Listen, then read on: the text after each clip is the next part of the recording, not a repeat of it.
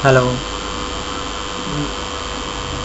आज मैं आपको मदरबोर्ड्स में या हमारे डेस्कटॉप में आने वाली प्रॉब्लम के बारे में बताऊंगा और उसको हल करने का उपाय भी बताऊंगा कि हम कैसे यह पता कर सकते हैं और रिपेयर कर सकते हैं कि हमारे मदरबोर्ड्स में किस सेक्शन में फॉल्ट है और किस वजह से फॉल्ट है, तो उसको रिपेयर कैसे किया जाए।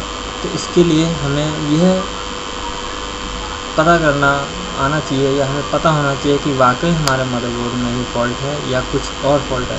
क्योंकि कभी कभी ऐसा होता है कि हमारा मदरबोर्ड तो सही होता है, लेकिन कुछ सेटिंग्स की वजह से, कुछ छोटे मोटे कंपोनेंट्स की वजह से, उसके ढंग से कॉन्फ़िगर ना होने की वजह से डिस्प्ले नहीं आता। मदरबोर्ड में ज़्यादातर आने वाला फॉल्ट है वो है नो डिस्प्ले का।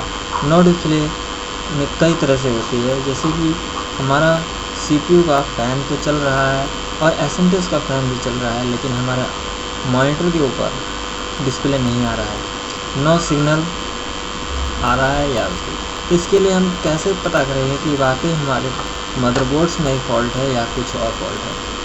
अगर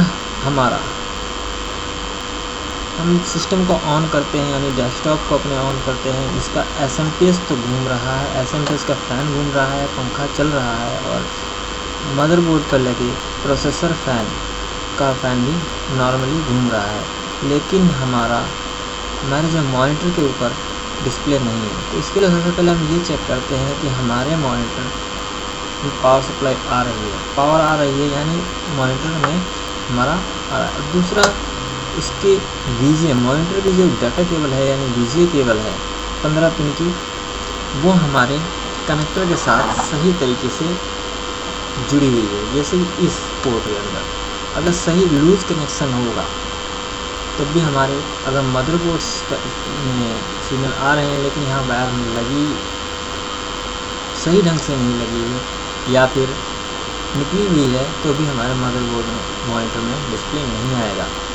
तो इसके लिए सबसे आसान तरीका ये है कि अगर हमारी VGA केबल में प्रॉब्लम है तो उसका हम पता कर सकते हैं। अगर बाई चांस हमारे मॉनिटर में ख़राबी है, हमारा मदरबोर्ड सही है, लेकिन हमें कैसे पता करें कि वाकई हमारे मॉनिटर में फॉल्ट है, मदरबोर्ड में नहीं। तो इसके लिए हमें कीबोर्ड के ऊपर, जब भी हम डेस्कटॉप को ऑन करते हैं तो हमारे मॉनिटर में केवल मॉनिटर पर कोई डिस्प्ले नहीं है और नो सिग्नल का मैसेज आ रहा है, तो इसके लिए हमें नंबर लॉक की हम सिस्टम ऑन करते हैं तो हमारे कीबोर्ड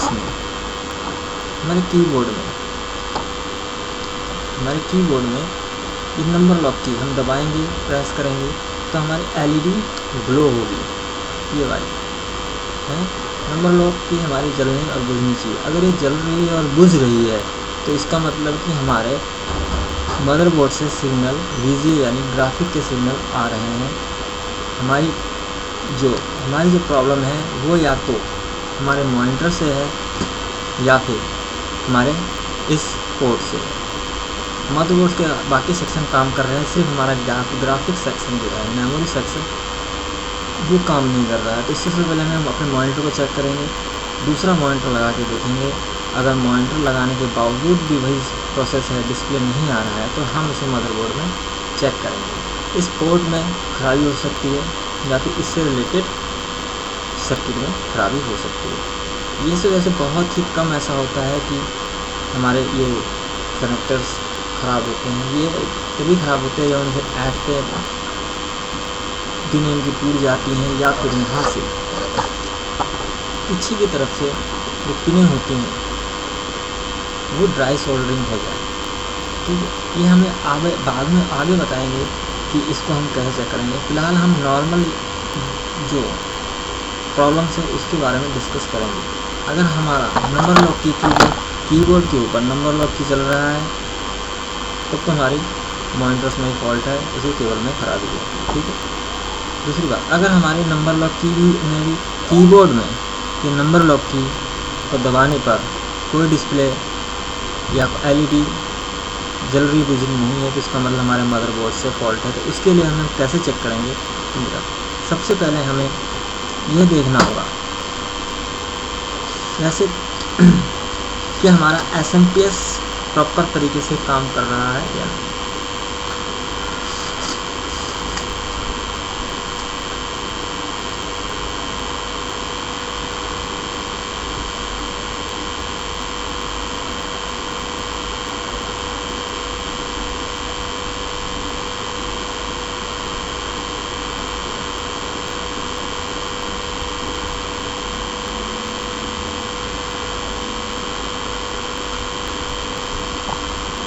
हम सबसे पहले